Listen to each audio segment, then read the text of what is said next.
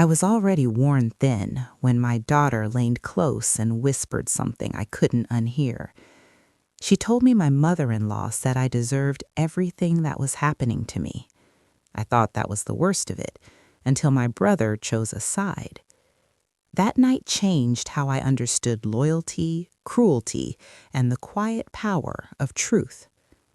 Before I begin, if you've ever lived through betrayal like this, quiet, personal, and devastating, please leave a comment, and subscribe to Voice of Legends.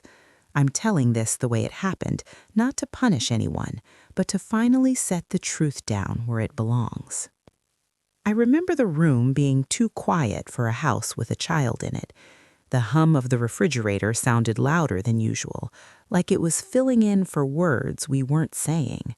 I was sitting at the kitchen table with a mug of tea that had gone cold without me noticing. The tea had that faint metallic smell it gets when you forget it long enough, and the string from the bag had dried against the rim. My hands were wrapped around the mug anyway, more for the steadiness than the warmth. I was exhausted in a way sleep doesn't fix, the kind that settles in your bones after weeks of holding everything together with polite smiles and careful silence. My daughter stood in the doorway, rocking slightly on her heels. She was 10 then, old enough to sense tension, young enough to think honesty could fix it. Her hair was still damp from her bath, the ends darkening the collar of her pajama shirt. She kept rubbing her thumb against her forefinger, a habit she'd picked up when she was nervous. I noticed all of that before I noticed the look on her face, because I had trained myself to scan rooms for details instead of feelings. Details felt safer. "Mom," she said softly, like she didn't want to wake the house. The clock over the stove ticked between us, each second landing too hard. I looked up and smiled, the reflexive kind, the one I used when I didn't want my worry to spill over onto her. I told her to come sit with me. She didn't. She took 2 steps forward and stopped, like there was an invisible line she wasn't sure she should cross. I had been living like that for months, measuring steps, watching words, careful not to tip the balance.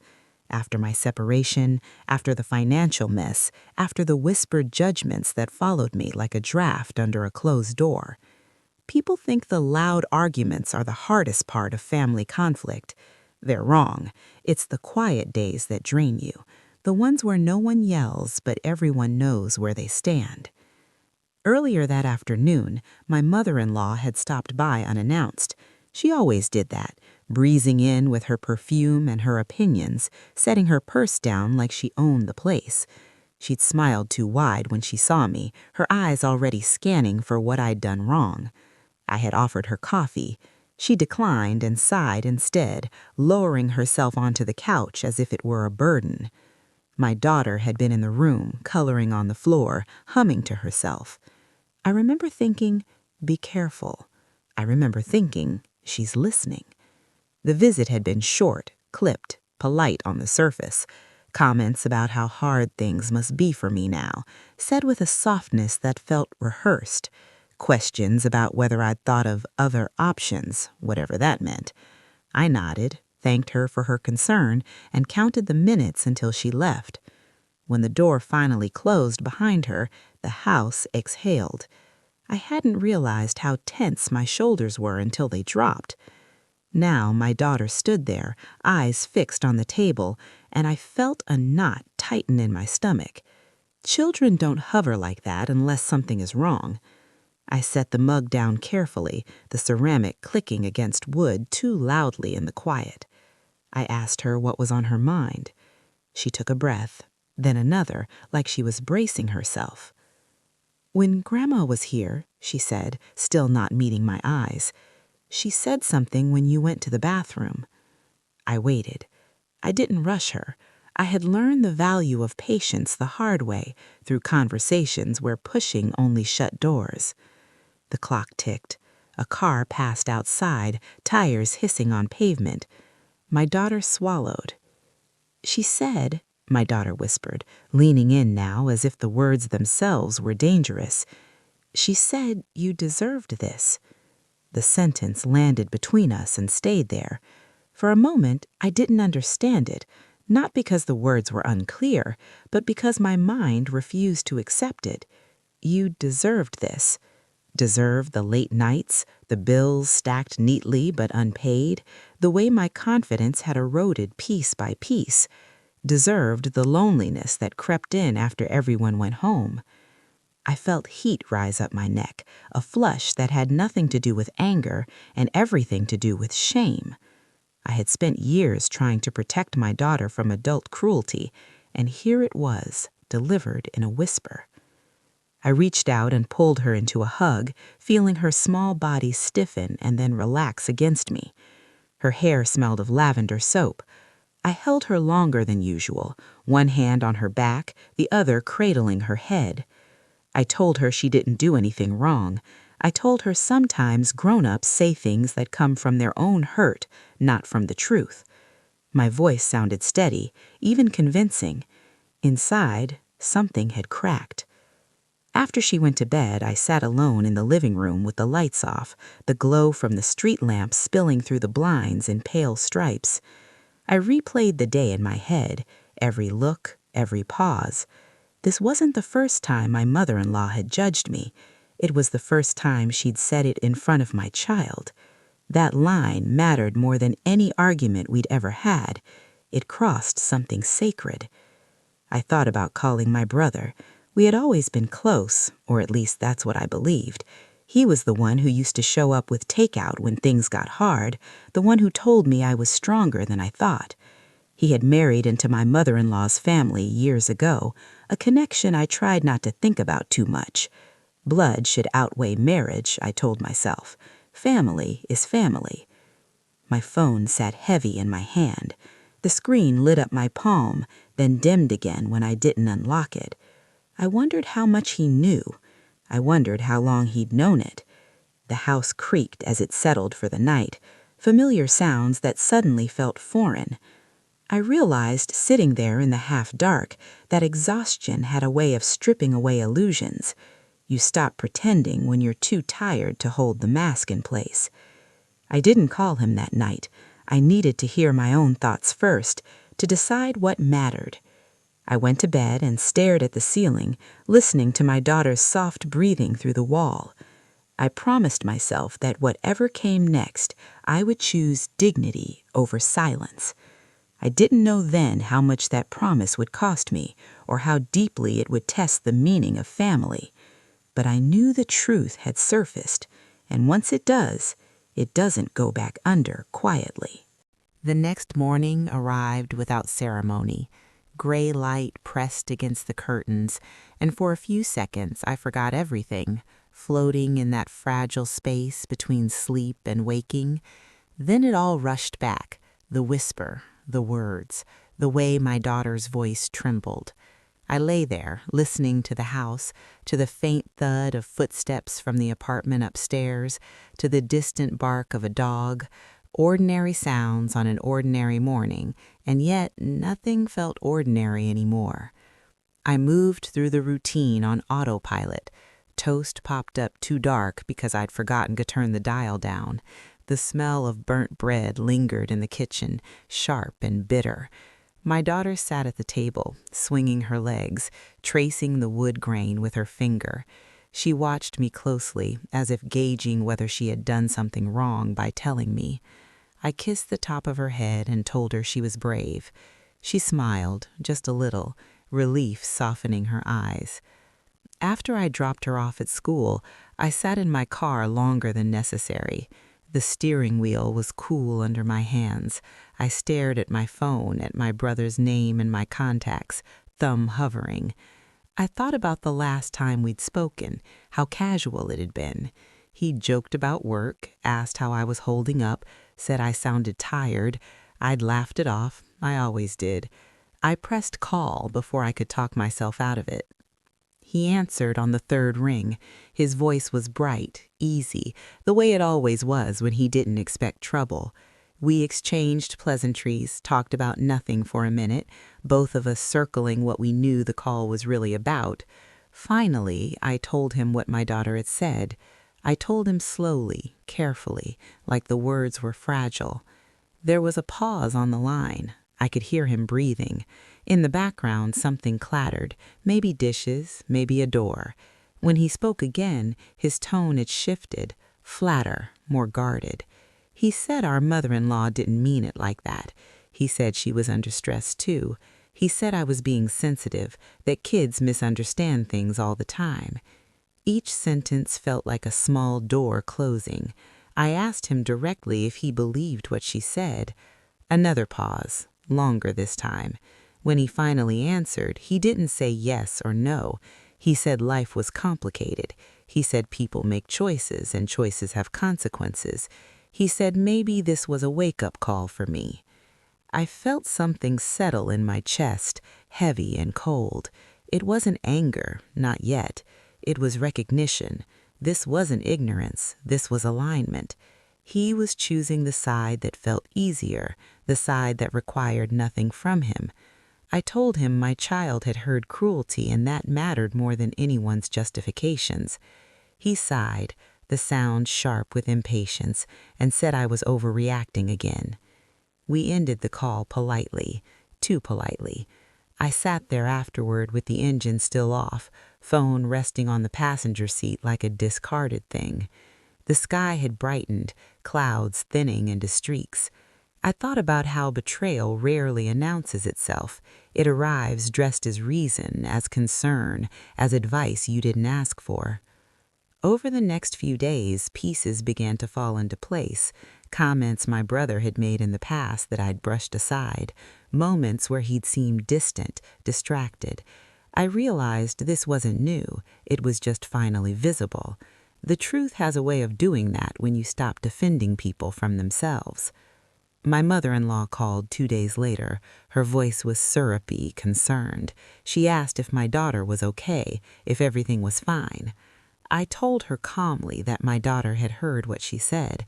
Silence stretched across the line. Then came the denial, quick and sharp. She said she would never say such a thing. She said children exaggerate. She said I was turning my daughter against her. I listened without interrupting. When she finished, I told her that regardless of intent, the impact was real. I told her my home was a place of safety, and comments like that were not welcome. My voice didn't shake. That surprised me. She scoffed and said I was being dramatic, that I'd always played the victim. I thanked her for her time and ended the call before she could say more. Word traveled fast after that. Family has its own underground network. A cousin texted to ask if I was okay. An aunt left a voicemail heavy with concern and thinly veiled judgment. My brother stopped calling altogether. The silence hurt, but it was cleaner than the half-truths. One afternoon, as rain streaked down the windows, there was a knock at my door. I wasn't expecting anyone. When I opened it, my brother stood there, shoulders hunched, eyes tired. He smelled like wet pavement and coffee. For a moment, we just looked at each other, years of shared history suspended between us. He asked if we could talk. I stepped aside and let him in. We sat at the kitchen table, the same one where my daughter had whispered to me days earlier. The clock ticked overhead, faithful and relentless. He stared at his hands, twisting his wedding ring. When he finally spoke, his voice was quieter than I'd ever heard it. He said he'd known for a long time how our mother-in-law talked about me when I wasn't around. He said he'd told himself it wasn't his place to interfere. He said keeping the peace felt easier than confronting her. As he spoke, his words tumbled out faster, like he was afraid he'd lose his nerve. I didn't interrupt. I watched the condensation slide down my glass of water, felt the chair solid beneath me. When he finished, I asked him why he defended her when it mattered. He closed his eyes and said he was afraid of conflict, afraid of being cut off, afraid of choosing wrong. He admitted when he told me I was overreacting, he knew it wasn't true. That confession hurt more than his earlier dismissal. It stripped away excuses and left only choice. I told him I loved him, but love without action wasn't enough. I told him my daughter's trust was sacred, and anyone who dismissed her pain couldn't be close to us. He nodded, tears gathering but not falling. He said he understood. I wasn't sure he did, not fully, but understanding wasn't something I could teach him. When he left, the house felt lighter, as if something heavy had been named and set down. The rain had stopped. Sunlight filtered through the clouds, catching on the wet leaves outside. I sat there alone, breathing, feeling the ache settle into something more manageable. That night I tucked my daughter into bed and sat with her until she drifted off. Her room smelled faintly of crayons and clean sheets. I brushed her hair back from her face and whispered that she was safe. Saying it out loud made it feel more real. I knew there would be fallout still to come, conversations unfinished, relationships altered, but for the first time in a long while, I felt anchored. The truth had cost me comfort, but it had given me clarity, and clarity, I was learning, was a kind of peace. In the weeks that followed, the world didn't fall apart the way I once feared it might. Instead, it shifted. Subtle at first, like furniture rearranged in a dark room. You keep bumping into things until your body relearns the space. That was how I felt, moving through days without the familiar weight of forced conversations and obligatory smiles. My mother-in-law didn't come by anymore. Her absence was loud. No surprise visits, no clipped phone calls masked as concern.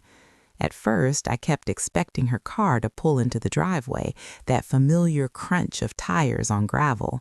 When it didn't happen, I felt an odd mix of relief and grief. Even painful relationships leave behind an outline when they're gone. My brother sent a message a week after our talk. It was short. He said he was thinking about what I'd said. He said he hoped we could find our way back to each other. I read it twice, then set the phone down. Hope, I'd learned, needed to be handled gently. I wasn't ready to promise anything. Life demanded attention anyway. Bills didn't pause for emotional reckonings. Mornings still began with alarms and lunches to pack. One evening, as I stood at the sink washing dishes, my daughter came up behind me and wrapped her arms around my waist. Her cheek pressed into my back, warm and trusting. The water ran over my hands, soap bubbles popping softly. In that moment, I felt grounded in a way I hadn't in months. This was the center. Everything else was orbit. At school pickup, another parent asked how I was doing. The question was casual, but the kindness in it caught me off guard. I hesitated, then answered honestly but simply, "We're finding our footing." Saying it out loud made it true. I realized how many times I'd said fine when I wasn't, and how exhausting that had been. The first real test came at a family gathering I hadn't planned to attend, a cousin's birthday, neutral ground, or so I'd thought. I arrived late, heart thudding, scanning the room. My mother-in-law was there, surrounded by people, her laughter ringing out too brightly. She saw me and stiffened, then pasted on a smile. We didn't speak. We didn't need to. The space between us was clear, deliberate. Some relatives noticed, others pretended not to. I stayed for an hour, long enough to prove to myself that I could exist in the same space without shrinking. When my brother arrived, our eyes met across the room. He looked hesitant, uncertain. Later, by the snack table, he approached me. We exchanged small talk, careful and polite. He apologized again, this time without excuses. He said he was starting to understand what silence had cost. I listened. I told him rebuilding trust was a process, not a switch. He nodded, accepting that. It wasn't forgiveness, not yet, but it was a step. Driving home that night, the streetlights flickered past like markers of progress. I thought about how truth, once spoken, changes the rules. You can't unknow it. You can't go back to pretending harm is harmless. It demands something from you: action, boundaries, honesty.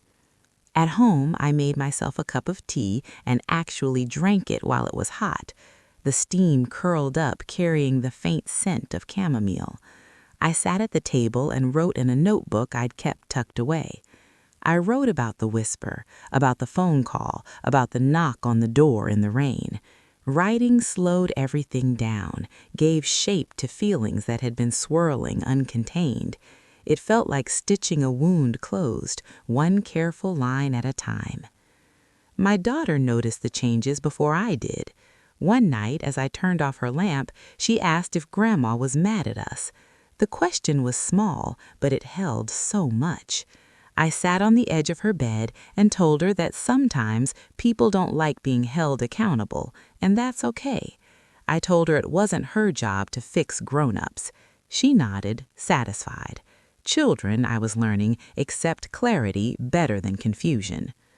A month passed, then another. My mother-in-law sent a card. Inside, her handwriting slanted sharply, the words formal and distant. She wrote that she hoped we could move past misunderstandings. There was no apology, no acknowledgement. I read it once, then put it in a drawer. Not everything requires a response. That felt like progress, too. My brother and I met for coffee one morning. The cafe smelt like roasted beans and sugar. We talked about work, about our parents, about nothing and everything. He told me he'd started pushing back when his wife's family spoke poorly about me. He said it was uncomfortable, that it made dinners tense. I believed him. Change is rarely graceful. I thanked him for telling me. I didn't promise forgiveness, but I felt something soften. The biggest shift was internal. I stopped narrating my life through other people's judgments. I stopped asking myself how things looked from the outside and started asking how they felt on the inside. Exhaustion still visited, but it no longer owned me. In its place was a quiet resolve. One evening, as the sun dipped low and painted the living room gold, my daughter and I sat on the floor assembling a puzzle. The pieces clicked together with satisfying certainty. She leaned over and almost casually said, "I'm glad you listened to me." I swallowed, my throat tight, and told her I always would. That was the moment I understood the moral of all of this, though it had been unfolding all along. Protection isn't just about sheltering someone from harm. It's about believing them when harm is named, even if it upsets the balance you're used to, especially then. The truth had surfaced in a whisper, but it had grown into something steady and solid. I wasn't stronger because I endured cruelty. I was stronger because I refused to accept it as normal. And in doing that, I taught my daughter something I hope she carries with her, that her voice matters, and so does mine. By the time autumn settled in, the air had that sharp clarity that comes after the first real cold snap. Leaves scraped along the sidewalk like quiet footsteps, and the morning smelled faintly of damp earth and smoke from distant chimneys. I found myself breathing deeper without realizing it, as if my body had finally decided it was safe to take up space again. Distance has a way of clarifying things. With my mother-in-law no longer a constant presence, I noticed how much energy I'd been spending anticipating her moods. The house felt calmer. Not happier in a loud way, but steadier. The kind of calm that doesn't demand attention. I started sleeping through the night again. When I woke up, my jaw wasn't clenched. My shoulders didn't ache the way they used to. My brother kept his word. He checked in without prying, asked about my daughter, sent photos of mundane things, his dog asleep in strange positions, a sunset from his commute. Small gestures, but they mattered. They said, "I'm here," without asking for anything in return. I didn't rush myself to forgive. I let the relationship exist where it was, imperfect but honest. One afternoon, my daughter came home from school unusually quiet. She dropped her backpack by the door and went straight to her room. I gave her space at first, then followed a few minutes later. She was sitting on her bed, knees pulled to her chest, staring at the wall. The late light slanted through the window, dust motes floating lazily. I sat beside her and waited. She told me a classmate asked why her grandma never picked her up anymore. The question wasn't cruel, just curious, but it had landed hard. I asked her how it made her feel. She thought for a moment, then said it made her feel different, but not bad. She said she felt proud that I stood up for us. Her words were simple, unpolished, and they undid me more thoroughly than any confrontation ever could. That night, after she went to bed, I cried quietly in the living room. Not from sadness alone, but from release, from the realization that protecting her hadn't fractured her world the way I once feared. It had strengthened it. Children don't need perfect families. They need honest ones. The holidays approached with their usual mix of nostalgia and dread. Invitations came, some tentative, some overly cheerful. I declined more than I accepted. I learned that no was a complete sentence, even when delivered kindly. On Thanksgiving, it was just the two of us. We cooked too much food, laughed at a burned pie crust, and watched old movies wrapped in blankets. The simplicity felt like a gift. A week before winter break, my mother-in-law showed up at my door. I hadn't heard her car. I'd been folding laundry, the soft thump of fabric against fabric filling the room. The knock startled me. When I opened the door and saw her standing there, scarf pulled tight around her neck, something in me stilled. Not fear, readiness. She asked if we could talk. Her voice was subdued, stripped of her usual sharpness. I stepped outside, closing the door behind me. The air was cold enough to sting. She told me she felt shut out. She said she missed her granddaughter. I listened, hands tucked into my pockets. When she paused, I told her that missing someone doesn't entitle you to disrespect their parent. I told her words leave marks, especially on children. I told her reconciliation would require accountability, not just regret. She bristled at first, then deflated. She said she didn't realize how much damage she'd done. I wasn't sure I believed her, but belief wasn't the point. Boundaries were. I told her any relationship going forward would be slow and conditional, centered on kindness and respect. She nodded, eyes shining, and left without argument. I went back inside and leaned against the door, heart pounding. I hadn't won anything. That wasn't what it felt like. It felt like alignment, my actions finally matching my values. As winter deepened, life found a new rhythm. There were still hard days. Healing isn't linear. Sometimes old doubts resurfaced, whispering that I'd made things harder than they needed to be. But then my daughter would laugh freely, or my brother would stand up for me in a room I wasn't in, and the doubts would quiet. One evening, as snow fell softly outside, I sat by the window with a book I wasn't really reading. The house was warm. My daughter slept down the hall, safe and unburdened. I thought about how the cruelest words often come from familiar mouths, and how truth doesn't always roar. It whispers, waits, and trusts us to listen. I realized then that closure isn't about restoring what was. It's about accepting what is and choosing how you move forward. I hadn't lost my family. I'd redefined it. And in doing so, I'd found something steadier than approval, self-respect. Winter passed quietly, almost gently, the way it does when you stop fighting it. The snow melted into long, slow drips from the eaves, and the days stretched out just enough to remind me that time keeps moving whether we're ready or not.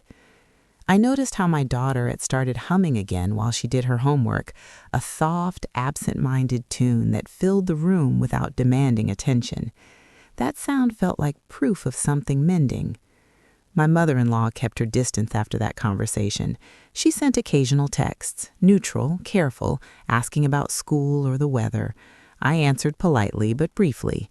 Trust once cracked doesn't respond well to pressure. It needs room.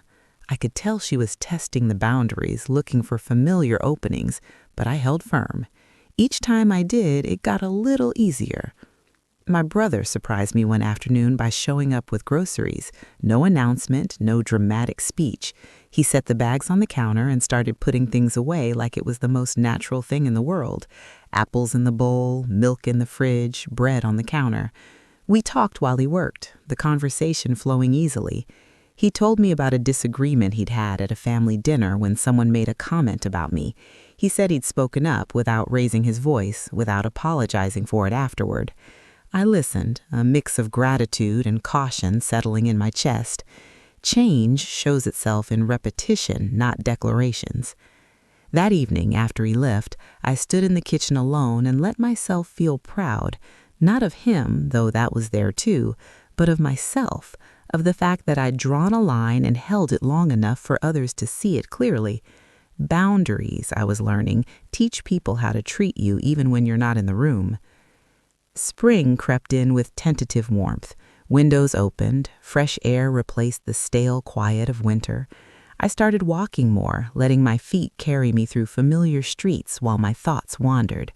Sometimes I replayed old conversations, but they had lost their sting.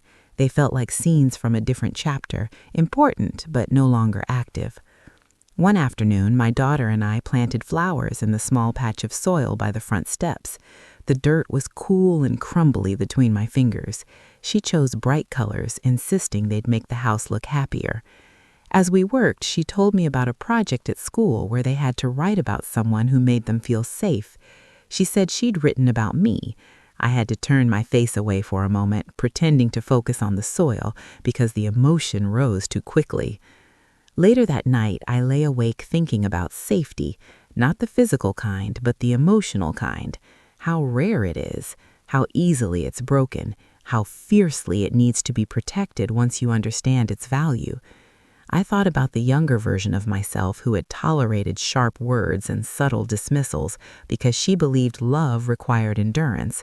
I wish I could tell her what I knew now. My mother-in-law eventually asked if she could see her granddaughter, not a demand this time, a request. I told her we could try, slowly, with clear expectations. The first visit was brief and supervised, neutral ground. She was careful with her words, overly so, like someone walking across thin ice. My daughter was polite but reserved. When it ended, I felt drained but relieved. Progress doesn't have to be comfortable to be real. Afterward, my daughter asked if she'd done okay. I told her there was no right or wrong way to feel, that listening to her own comfort mattered most. She nodded, satisfied. Watching her learn to trust herself felt like the quiet victory of all of this. There were moments still when grief surfaced unexpectedly, at the grocery store, seeing families laugh together, at school events where grandparents clapped proudly from the sidelines. I let myself feel that sadness without assigning blame.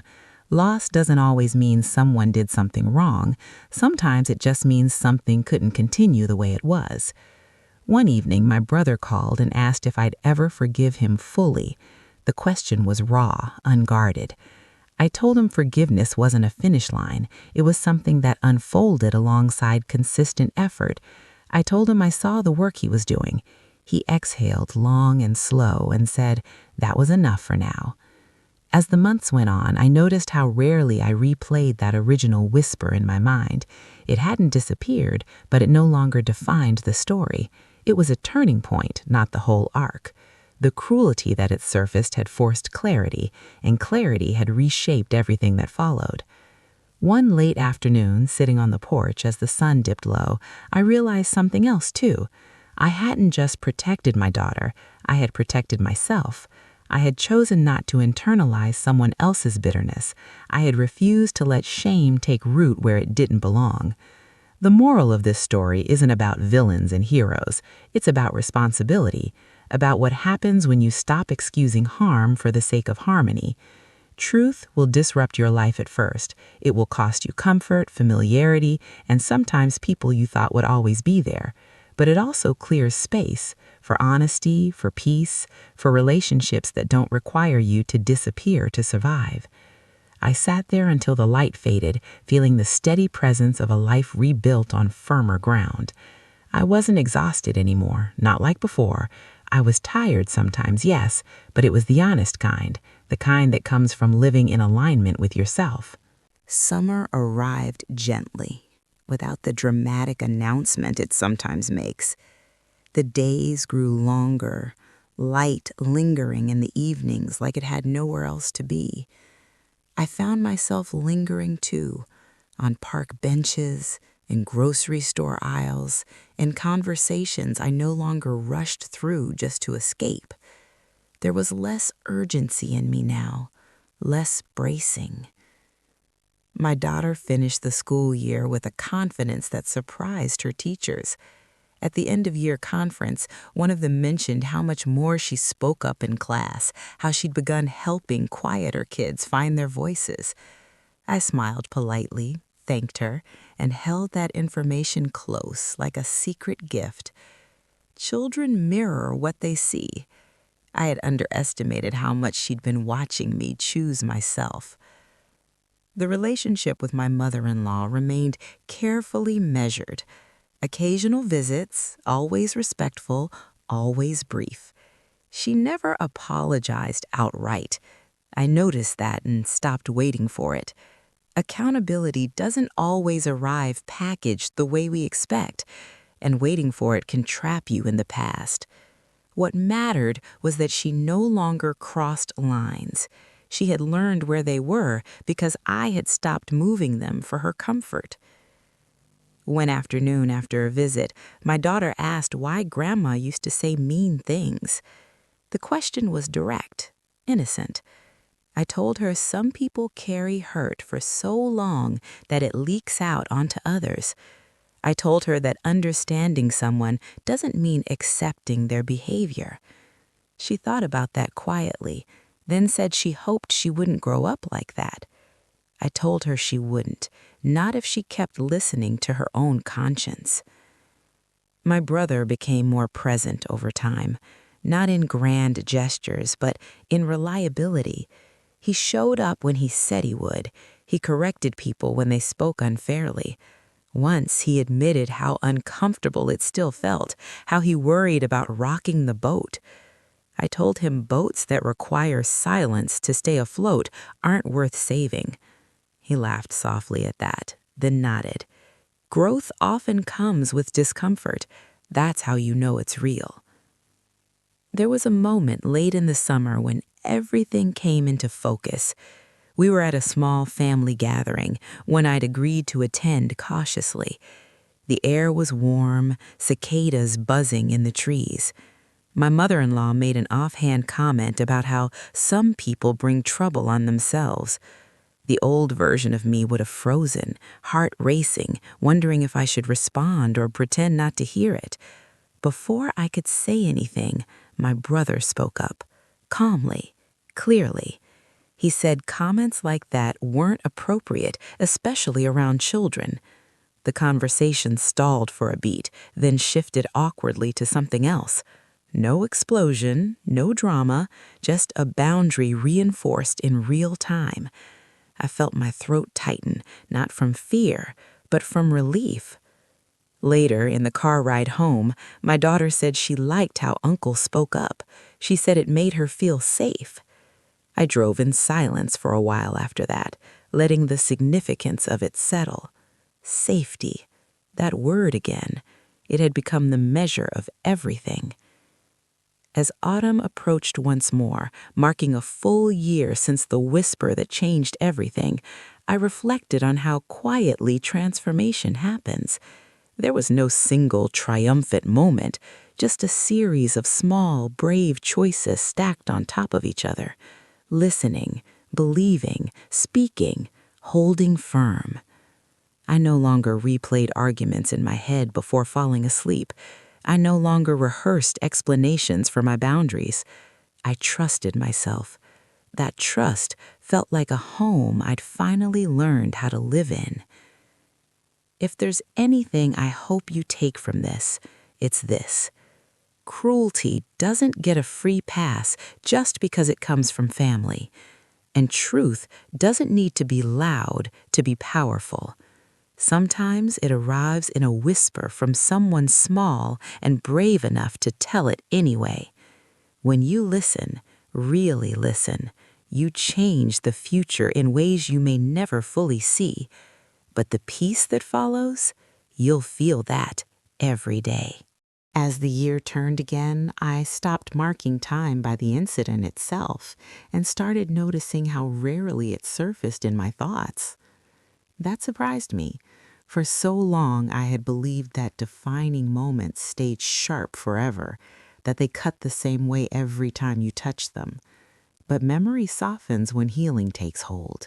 The edges blur, not because the truth changes, but because it no longer needs to defend itself. My daughter grew taller almost overnight. Pants that fit in the fall were suddenly too short by spring. She started closing her bedroom door sometimes, asking for privacy in ways that made me smile even as they tugged at my heart. One evening, while I was folding laundry, she came out holding a book she was reading for school. She asked if we could talk about one of the characters who struggled to stand up to their family. We sat on the couch together, the fabric worn smooth beneath us, and talked about courage. Not the loud kind, the quiet kind that shows up when no one is clapping. I realized then that this story wasn't something I'd have to warn her about someday. It was already teaching her, gently, in the background of her growing life.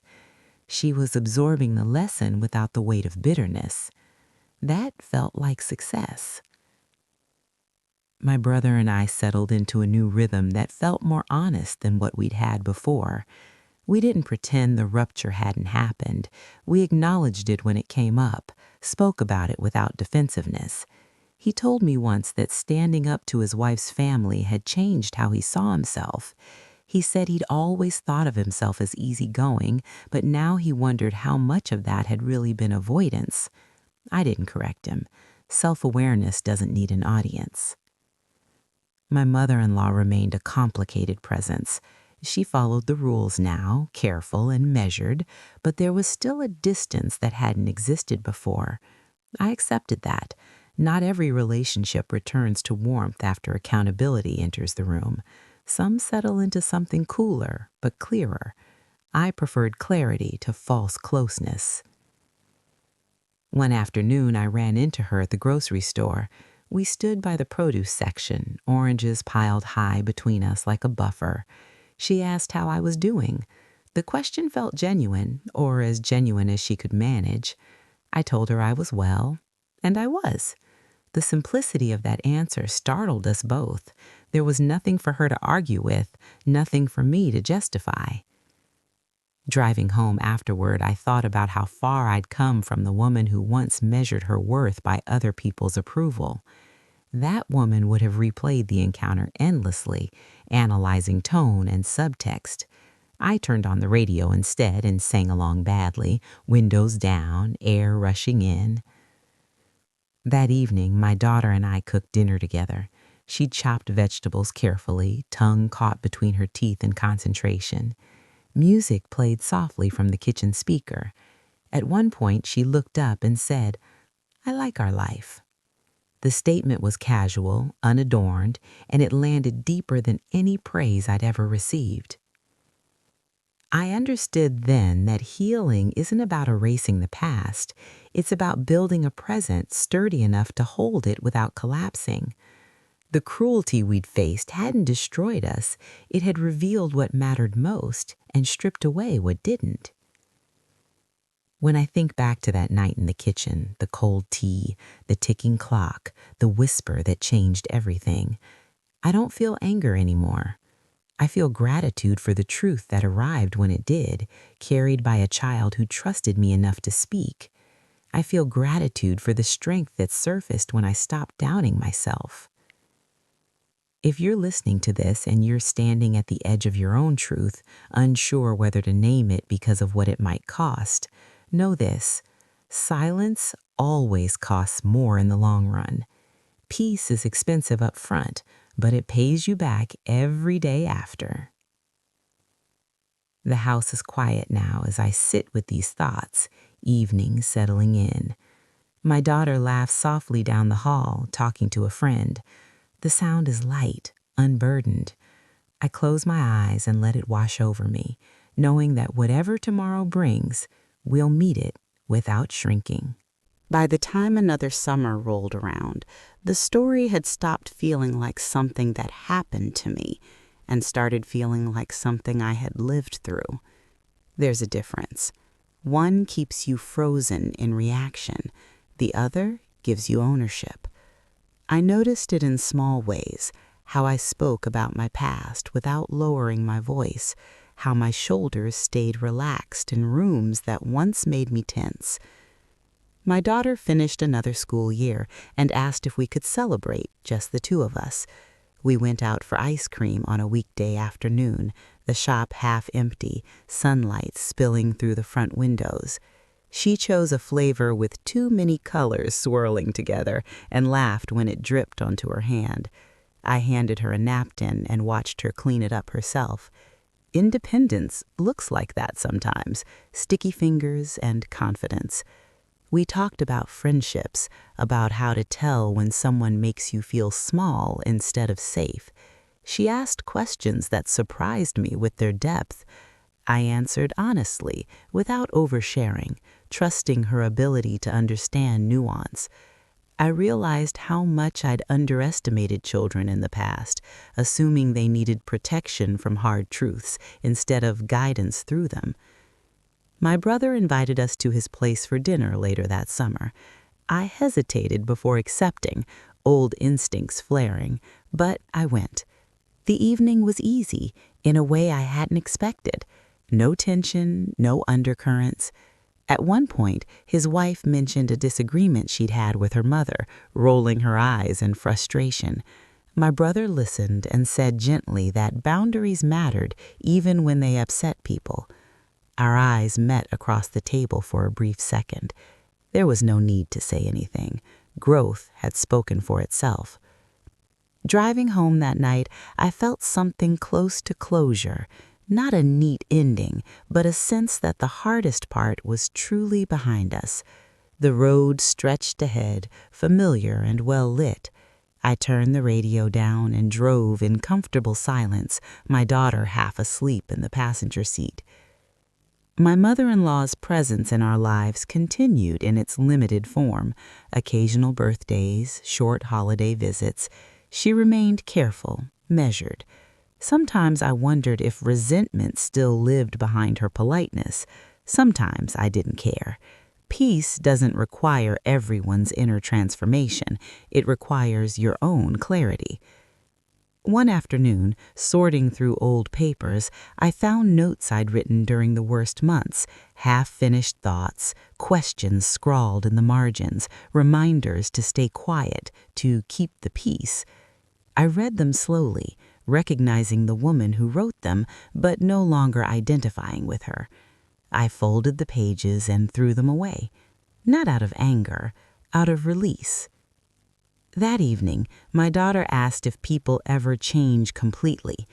I told her most people change in pieces. Some grow kinder, some grow braver, some stay the same. The important part is choosing how close you stand to each version. She nodded, satisfied, then asked if she could have a later bedtime since it was summer. I laughed and said we'd negotiate. As the sun set, painting the sky in soft oranges and purples, I sat on the porch and thought about how truth reshapes families. It doesn't always reunite them. Sometimes it redraws the map entirely. And that's not failure. That's adaptation. I no longer needed to explain my choices to people who weren't living my life. The whisper that shattered my sense of safety had become the quiet foundation of something stronger. Integrity, trust, a home where voices are believed. If this story has taught me anything, it's that listening, real listening, is an act of love. It can be uncomfortable, it can be disruptive, but it's also how cycles end. The night grew cooler. I went inside, locking the door behind me, not out of fear, but out of habit. The house settled around us, familiar and calm. Tomorrow would bring its own challenges, but they would meet a version of me no longer willing to disappear. By the time the second year settled fully into itself, I realized something important had happened without fanfare. The story no longer needed defending. It existed, whole and intact, without me rehearsing it in my mind or bracing for someone to question it. That was new. For a long time, I'd lived as if I needed to justify every boundary, every decision, every quiet no. Now I simply lived. My daughter moved through the house with an ease that told me everything I needed to know. She sang while brushing her teeth. She argued her points confidently when we disagreed, then accepted compromise without resentment. One afternoon, I overheard her on the phone telling a friend very matter-of-factly that it was okay to say no to people who made you uncomfortable, even if they were family. I didn't interrupt. I stood in the hallway, leaning against the wall, and let the sound of her certainty settle into me like a benediction. The ripple effects reached further than I expected. A cousin I hadn't spoken to much before called one evening and told me she'd started setting boundaries with her own parents after watching how I handled things. She said it hadn't been easy, but it had been necessary. I listened quietly, humbled by the idea that my private choices had become someone else's permission. You never know who's watching or what they need to see. My brother and I found ourselves laughing more than we used to. Not the nervous laughter that fills silence, but the kind that comes from shared understanding. One night, sitting on his back deck while the sky darkened, he told me he was proud of me. The words landed gently, without drama. I thanked him. I didn't deflect. That, too, was growth. My mother-in-law aged in small, visible ways. Her hair grayed more, her movements slowed. During one short visit, I caught a glimpse of something in her eyes. Regret, maybe, or simply the awareness of consequences. She watched my daughter carefully, as if afraid to step wrong. I felt no urge to comfort her. Compassion doesn't require self-sacrifice. It requires honesty, and honesty sometimes looks like distance. There was a moment late that autumn when my daughter asked me if I ever felt scared to speak up. The question came as we washed dishes together, warm water running over our hands. I told her yes, that fear doesn't disappear just because you act bravely, it just stops being the boss. She considered that, then nodded, as if filing it away for later. That night, after she went to bed, I sat alone at the kitchen table, the same table where it all began. The clock still ticked, the light above still hummed softly, but the room felt different. Not haunted, not heavy, just lived in. I placed my hands flat on the wood and breathed. I thought about how close I'd come to dismissing that whisper, how easy it would have been to tell myself it wasn't worth the trouble, that keeping the peace mattered more than addressing harm. I wondered what would have happened if I'd done that. I didn't dwell on it long. Some questions are better left unanswered once you've chosen the right path. The truth is, my life didn't become easier overnight. Boundaries didn't solve everything, but they did something more important. They made my life honest. And honesty, I've learned, is lighter to carry than pretense. If you're still listening, maybe it's because part of this story sounds familiar. Maybe you're holding a truth you're afraid to speak because of who might be upset by it. I can't tell you it won't be painful. It probably will be. But I can tell you this. The pain of honoring yourself fades. The pain of betraying yourself doesn't. The house is quiet now. My daughter sleeps, her door slightly open. The night air drifts in through a cracked window, cool and clean. I turn off the lights one by one, moving through rooms that feel fully mine. This story didn't end with applause or revenge. It ended with peace, the kind that settles in slowly and stays. Before I leave you, I want to speak directly to the part of you that might still be sitting in silence. If you've lived through something like this, where the sharpest cruelty didn't come from strangers, but from people who were supposed to protect you, I want you to know you're not weak for feeling confused, tired, or slow to act. Love makes us hesitate. History makes us doubt ourselves. And family has a way of blurring lines we would never tolerate anywhere else. But here is what this journey taught me, and what I hope it gives you too. Truth doesn't need permission. Pain doesn't need to be dramatic to be real. And boundaries are not punishments. They are declarations of self-respect.